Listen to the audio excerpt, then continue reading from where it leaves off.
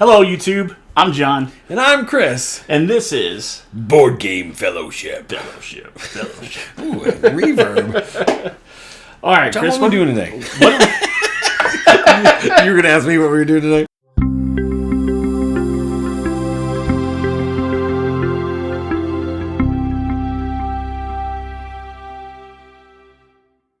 Well, I'm glad you asked, John. We are going to do top 10 games for non-gamers, also known as gateway games. gateway game? So for people that don't play a lot of games like we do all the time, just board gaming every day, 24/7. How do they get into the hobby, things like that? And so we came up with a list. Well, so I have a 10 list and you have a 10 list, and we have not seen these, so I'm excited. I know one of yours because you spoiled it, but Yes, I did. I'm sorry. that's okay. So I split mine into two sections though. It's kind of so my bottom 5 are games that, like, if somebody was asking for a game, if they're like, hey, I'm having some friends over, or there's another couple or whatever, what game should I play? I can just recommend them a game that they could buy or borrow, and they would play it on their own. And then my top 5 are games that I think I could sit down and teach them Oh, okay. in a kind of an easy fashion. Like, so like, hey, here's a game. It's pretty easy, but it's going to be a little bit more complicated than just a game they could look at the rules. So 10 through 6 is you can buy this, learn this on your own. Yeah. 5 through 1 is you might need to sit down and have a little bit of a... Yeah, or watch a YouTube video or something I like gotcha. a little bit more. Because I think the number one, the two things that keep people from like getting into a game is just the complexity of the rules and the time it takes to set up. All right, number 10. Everybody sing it with me. Taco Cat Goat Cheese Pizza. It's where it's at. So Dolphin Hat Games, Taco Cat Goat Cheese Pizza. Have you played this? I have not, I've seen you guys play it, but I have not played it. So, have you played like Slapjack, like on like cards? Yeah. So this is a card game. This is a very easy entry. Like, what you do, you just lay down a card, and as you lay it down, you say taco, and the next person lays down a card and says cat, and then goat, cheese, pizza. So you keep saying that phrase over and over and over. But if your card, you lay it down and it's a taco, and you say taco, you have to slap. And the last person to slap gets the cards. And so you're trying to get rid of all your cards. So hurt your hands. But then there's like some special cards in there. There's the narwhal, you have to do this. There's a gorilla, you beat your chest. And then the groundhog, you like knock the table and then slap. I think we just found our thumbnail for this video. Yeah, so you have to go and slap. But it's great because as soon as you see one of those special cards, you're like, you're like trying to remember what you're supposed to do. And it's just chaos and yelling and slapping. And it's great fun. But yeah, it's easy card game. Pretty easy to pick up and play. So Sounds like a hoot. All right, my number 10 game is a very common, well-known game. So obviously it should, be on the gateway game, and that's Ticket to Ride.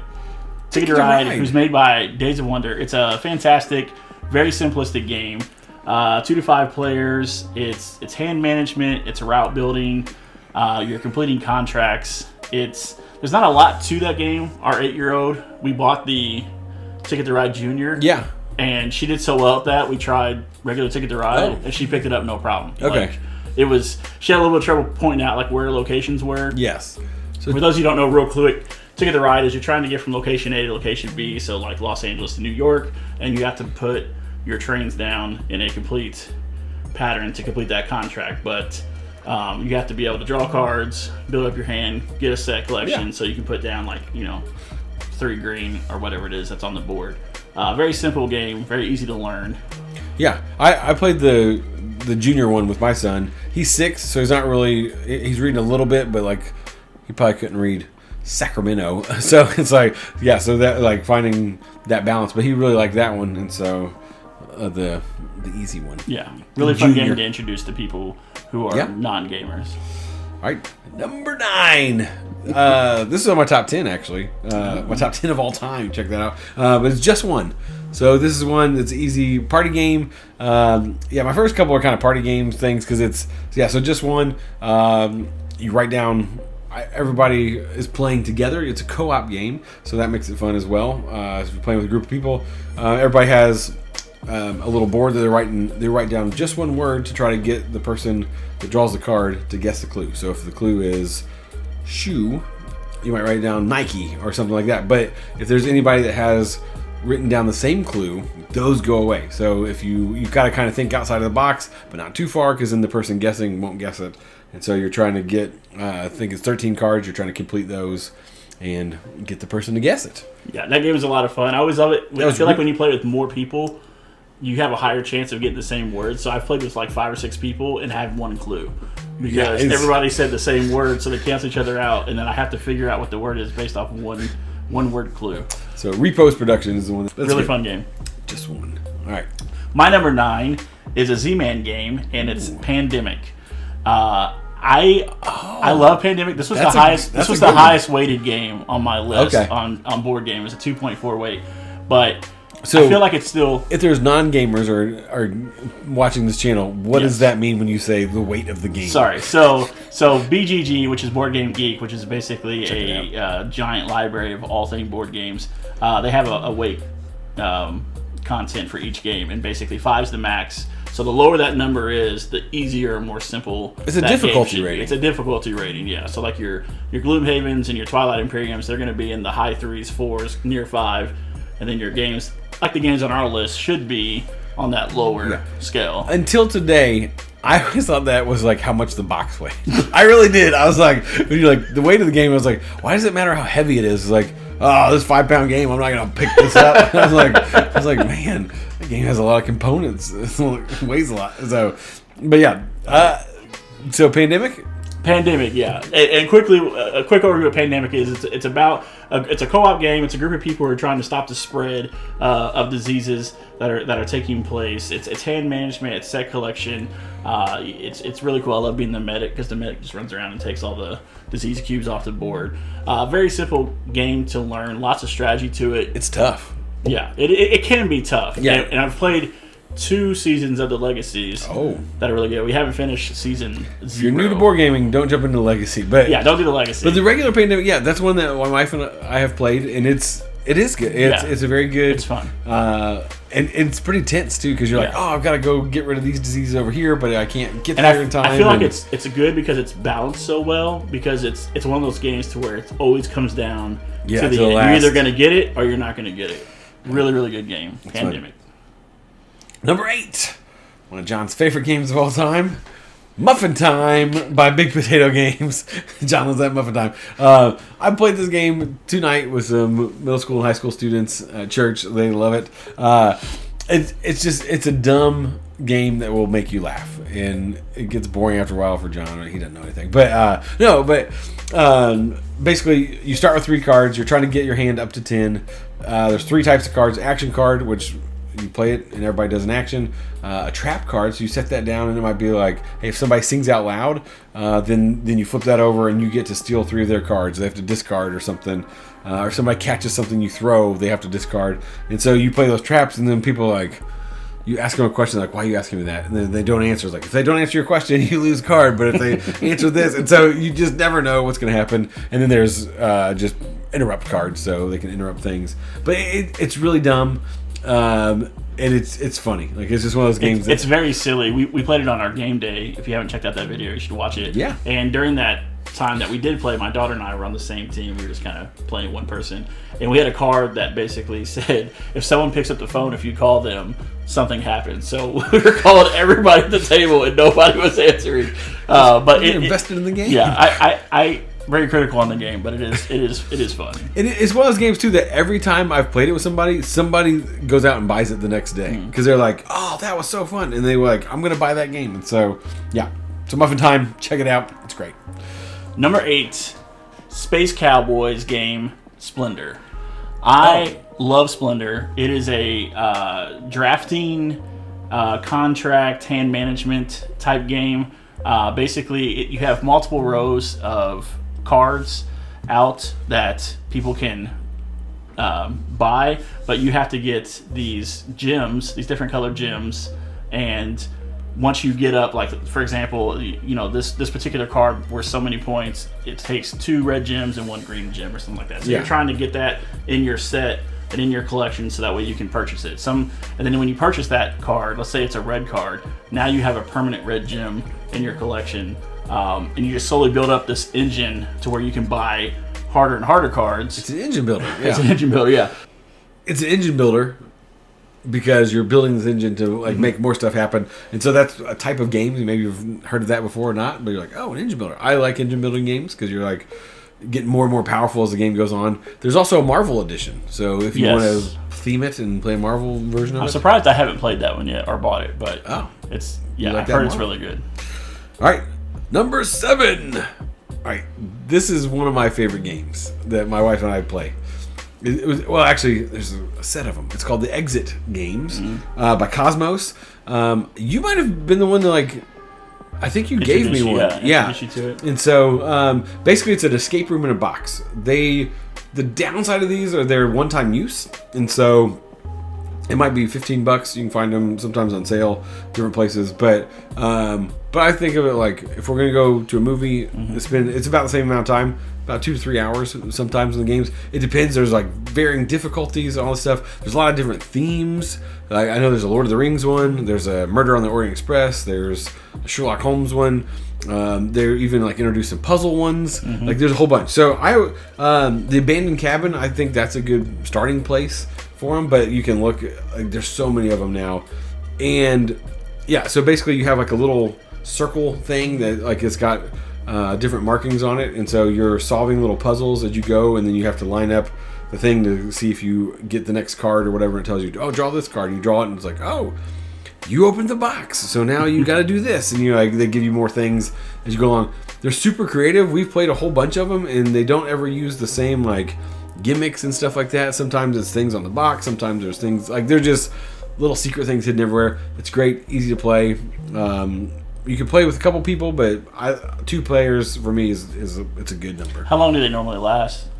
It just kind of depends. I mean, it's usually about 2 hours, but I mean, there's the one with the puzzle. It took us like 4 hours. It was a long time. So it's worth the money for sure. Yes. Even though it's a one-off. Oh yeah, for sure. We've got a whole bunch of them that I haven't played yet. That we're waiting to do. Okay, that's mine. Exit Games. Check them out.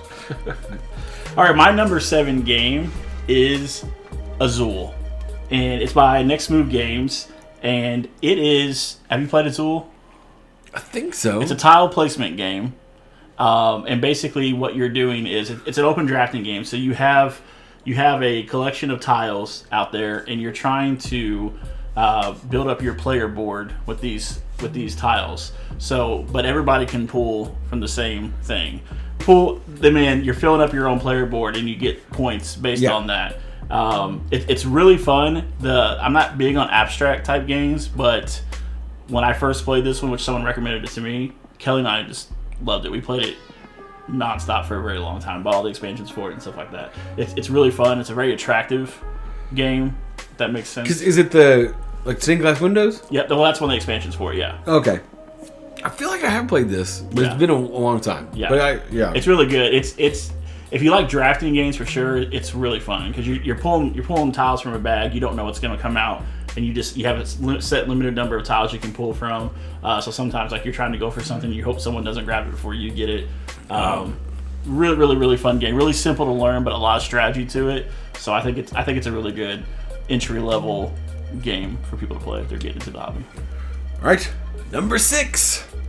John's gonna get mad at me for this one. Magic Maze by Sit Down Games. Why do I feel like I don't like you to your games? Yeah, I know you don't. So Magic Maze, it's a game. It's again a co-op game, so you're all playing together, but it's all played silently. And so basically, the premise is you're these magical creatures, and you got to go to this magic mall to get your items. And so you have to. There's 4 different characters. Of different colors, and you have to get them to their specific store in the mall and then leave the mall by an exit. And so the reason I like this game, because at first it's these tiles you put out. It's pretty simple to understand because each player basically has a direction. You can play up to 8. It's too crazy with 8. That's where John hates it because he was like, this is ridiculous. But you did not like it with 8 players. But with 4, you kind of each have a direction, up, down, left, right. And so like I can only move the characters up. And so if I'm trying to get them to this certain spot, I can only move them up. And then the person that has them move to the right has to move them to the right. And so if they don't move them, I have to like bang on the table. I can't point and be like, move this. I have to just bang and they have to look and like, what? I don't know where it is. And so there's a timer counting down, a sand timer. So it's nerve wracking. You're like, ah, Very, very chaotic. yes. And so you're moving your piece, and you're like, okay, I think my piece is where I need it. I need you to move it over, and they're not moving over. So you bang on the table, and they're like, I don't know where you want me to go. And they're like, so it's great. I will say, it seemed like everybody at the table was having fun except for me. It was just a little too.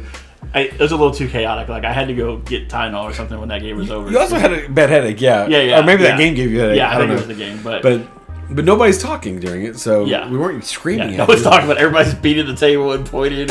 Yeah. So I liked it a lot. I'll have to eventually try it again, but yeah. But that's one. So that was the last of my games I could hand to somebody and they could learn it on their own. The next ones, they're tough, tough games.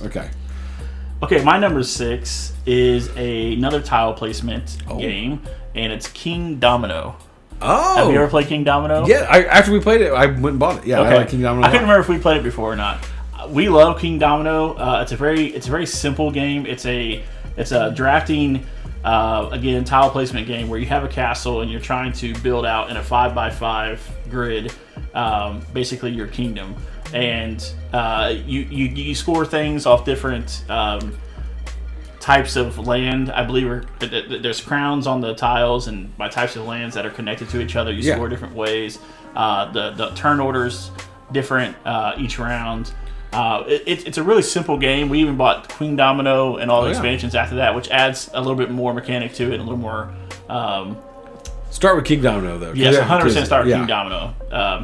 But really fun game. Really easy. Like our daughter played it, and she was only 6 at the time, I think, and she picked it up no problem. She was able to understand what to do with the game. So there's a kid version, Dragomino, I didn't know that. It's a dragon one. Okay. And so we play that one with our kids. So number 5. These are the games that I would sit down with a person and explain and stuff. Another party game, Social Deduction, Avalon by Indie Boards and Cards. So Avalon, it kind of takes Mafia, so a lot of times people have played Mafia, but Avalon, nobody gets out, but everybody has a card. You're either part of you're a good guy or a bad guy, basically. And so, but you're going on quests together, and so you got to pick, okay, I want these 3 people to go on the quest. And then the quest fails, you're like, oh, one of you 3 is bad, and so we can't trust these people.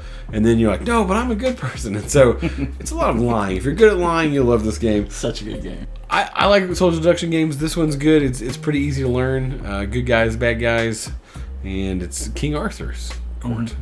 There's also Resistance, which I think is very similar, but it's like a futuristic robot. It's basically the same game, just different theme. Yeah, and so that's my number 5. Really Avalon. Fun game. Okay, my number 5 game is by Goliath Games, and it's a game that a friend of ours introduced us to last year, maybe the year before, and I instantly went out and bought it right after we played it because it was so much fun, and that is Fire Tower. Fire Tower, that is a good one. Fire Tower, very simple game. It's basically a take that hand management type game, and what it is you're in the forest, and each person who's playing, it's up to a 4-player game. You control a fire tower in the corner of the map, and in the middle of the map is a fire, and you're trying to affect the wind by rolling die and playing cards to make the fire blow towards the other person's fire tower and burn their fire tower down first, and you want to be the last tower standing. Very simple, a ton of fun. The gems that come with it, the fire gems, makes it look very attractive. Board game, good table presence, but it's a very simple game, really fun game. Yeah, it's cool. I like Fire Tower. Now number 4. You already said this one, Ticket to Ride. Oh. So, again, it's... First crossover. Yeah, Ticket to Ride, Days of Wonder. And, so you talked about it. It's pretty easy to learn. And this is one that I think you get to the table, you can explain it, collect your cards, get matches, put them down, build your train across America, but there's also so many expansions. Oh, yeah. I've only played the American one. Europe's really fun. And the kid one. So, but I think they add different stuff, but it's a very easy one. Easy way to jump in, Ticket to Ride. Number 4. My number 4 game by, I believe it's pronounced Yellow. Oh yeah. Is King of Tokyo. Oh. King of Tokyo. If you like Yahtzee, you will love King of Tokyo. It's a very simple game. Basically, you have 6 die that you're rolling each game, and it's like a King of the Hill. So you're one of many monsters you could choose from: King Kong, some giant robot, giant bunny rabbit, all kinds of different things you could choose from. And one person is like in Tokyo, and everybody else is outside of Tokyo. Well, if you're in Tokyo, you affect and hurt everyone outside, but in turn, everyone outside hurts and affects you. So it's kind of a pressure your luck type game too, because you don't want to stay in there too long because people will kill you. But basically, you want to be it's the last monster standing. You roll die, and you're trying to get energy to get cards. The cards are very basic, very simple to follow. Or you can build up victory points. I think it's first like 20 victory points wins. It's a really simple game, and I'm a big fan of pressure your luck type games. So and the pieces are really cool too. Like pieces are it cool. looks cool. Yeah. The board presence is pretty neat. Yeah. So and it's a dark edition which I bought, and it's really cool. It's cool artwork. Cool artwork. All right. Number 3.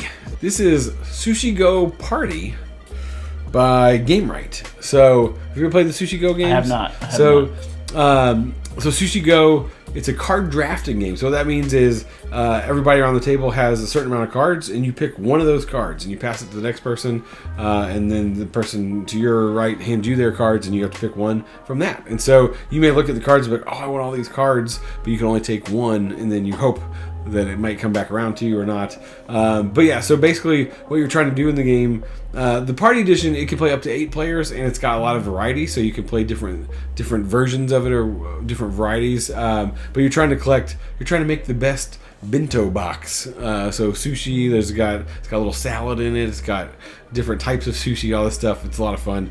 But you're trying to like, each card does a special thing to get you points. So you're just trying to get points. You play these cards, but you card draft. So this introduces card drafting mechanic. But this is one that you can sit down and play pretty easily. Explain it to somebody, and it's a lot of fun. It's a good theme. I like the sushi theme. So yeah, A lot of party games. Sushi Go Party. A lot of party games. But so that one you don't have to play a party. You can play 2 players. It's two to 8, but you can play 2 players. But I like the party version because it's got a lot more variety than the normal version of it. So yeah. My number 3 game, I talked about it in our top 10 list. Or no, excuse me, it was the games we've played so far this year list. And that is by Edgar Spiel, and it's called Camel Up.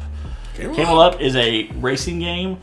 Played it for the first time on New Year's Day. Loved it. Very simple game. You're basically, you're racing camels, but you're basically betting on camels, and you're betting on which camel's going to finish first, and you're betting on which camel's going to finish last. And based on how you bet throughout the game, you'll score more points. It's a really, really fun game. There is some pressure luck in that. It seems to be a theme on my list here for entry-level games, pressure luck games. But Camel Up, it's really, really, really fun. I know you didn't get to play it with us, but it's definitely one I'm going to buy soon and add it to my collection so we can get it to the table. So number 2, Cat in the Box by the Deluxe Edition by Bezier Games. So good. Yeah, so Cat in the Box. So trick-taking game. If like spades, hearts, what's the euchre? So a lot of times people know what trick-taking games are. Basically, everybody goes around, plays a card, and then based on what you played, there's a winner, and they take those cards. And so Cat in the Box, it's a little bit hard to explain, but it's one that like you can, after you play the first round, everybody's like, oh, I get it now. And so there's just different things. You'll play your cards, but there's kind of a trick to it because they're colors, but you just make the colors up as you go. And so it's hard to explain, but like once you're playing, there's a board to track what colors used of which number and things like that. Yeah. So yeah, really, it's a really fun game. It is fun, and it's one that you can kind of explain, like, hey, this is what it is. Play one round, and then they get it, and like, okay, let's go and play. Yeah. So yeah, it's definitely I think it's a really good gateway game. Like you said, if you're a fan of spades and those types of games, Cat in the Box is amazing. It's such a good game. Cat in the Box, the Deluxe Edition, because I didn't realize there was another edition, but Yeah. I haven't played that one. So Yeah. number 2. My number 2 game is also a card game, Uh-oh. and it's by Bezier Games. Oh.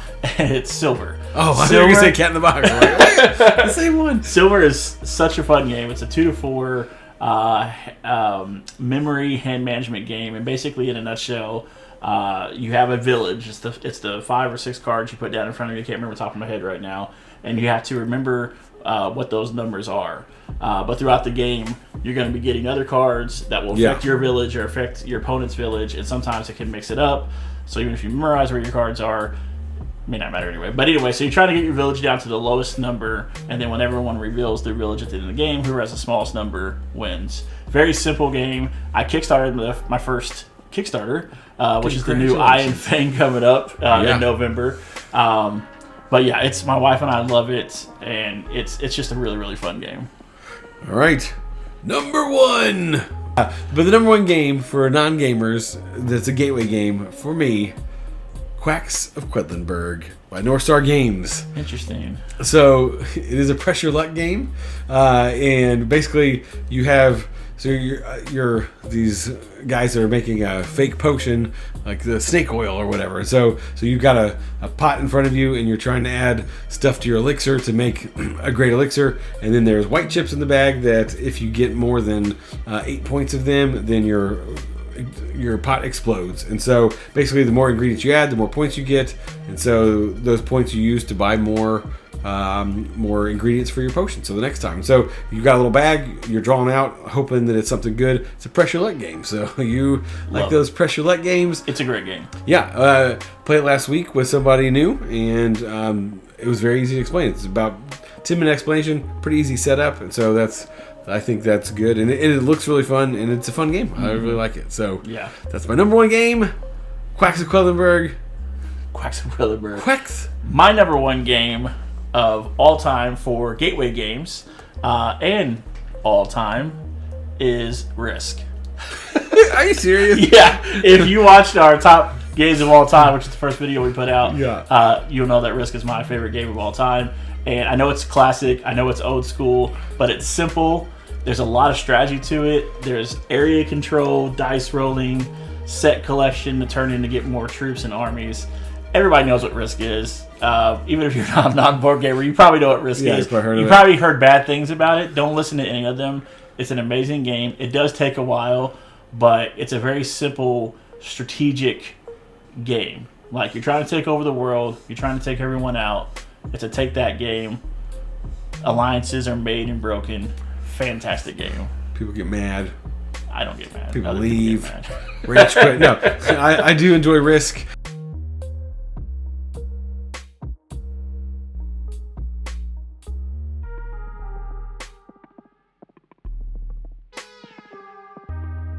So, but with Risk, yeah, it's an easy jumping on game and easy to learn.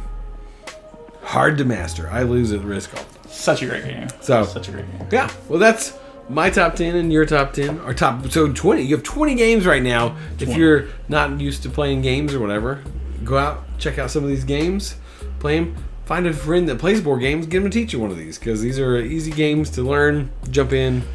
Yeah, and look for your friendly local gaming store. As long as you live within a semi-decent sized city, most have one these days. So I'm sure you can find a lot of groups that get together and play games there. Sometimes it's a good opportunity to get in there and start playing with some people if you don't have anybody to play with currently. Well, we hope you guys like this video. Hope you guys like the content we're putting out on the channel, trying all kinds of different things. Like and subscribe. Like and subscribe, please. And in the comments below, put what your favorite non-gamer gateway game is. Yeah. Thank you for joining us. Welcome to the Fellowship. Goodbye to the Fellowship. I don't know how to end that. Farewell. Fellowship. Farewell, Fellowship. That's good. All right. We'll see you next time.